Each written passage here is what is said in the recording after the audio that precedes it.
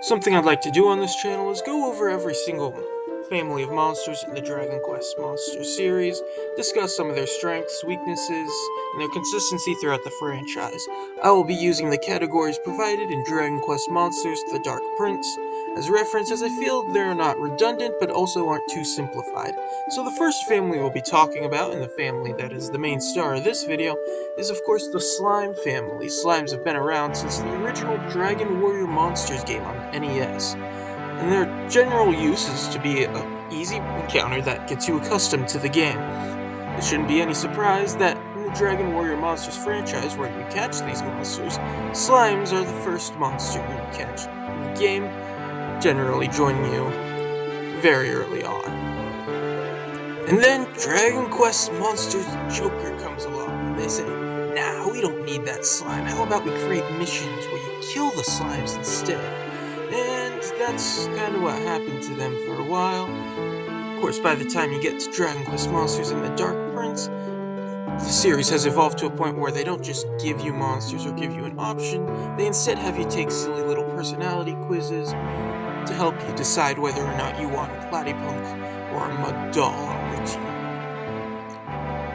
But before we get any further, what exactly is a slime? Is it a stuffed animal, or a hat, or a teapot, phone charger, mug, waffle iron? Don't even get me started on the lint roller or the controller. The controller sucks, by the way, I would know. And don't even get me started on the pork buns they serve in Japan. But what are a slime? And why in the world is it canon that they taste like lime? Well, a slime is... that's probably a question, actually, for another video. But what you do need to know is slimes are well known for being easy to catch and generally level up rather quickly. Their stats are usually average, but their speed is generally above average. Some well-known members of this family are, of course, the normal slime, who I keep putting up on screen, the bubble slime, which is a personal favorite of mine, the metal slime, who is well known for his low HP, overly high defensive and evasion, and ridiculous speed stat.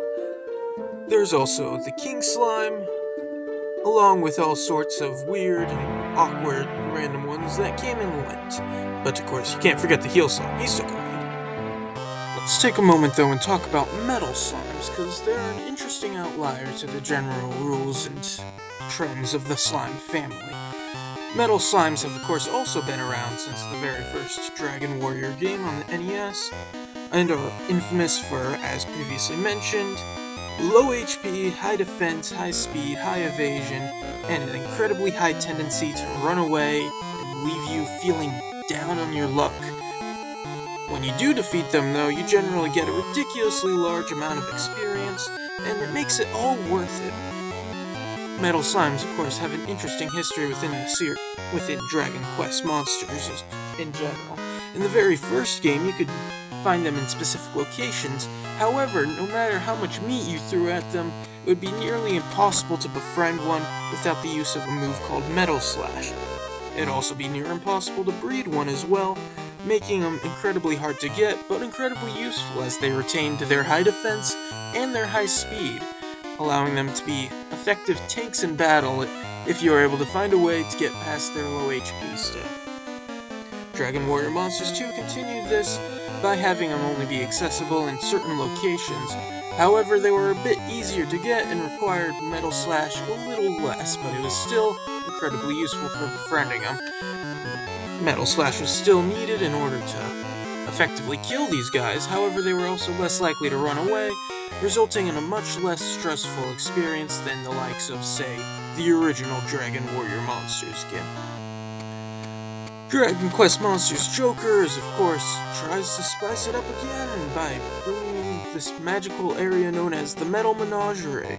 This area has a time limit attached to it and requires you to play a silly little mini-game beforehand where you have to go massacre slimes, the normal variant, before you get 2.5 minutes or so opportunity to go kill or befriend as many metal slimes as possible in a secluded area.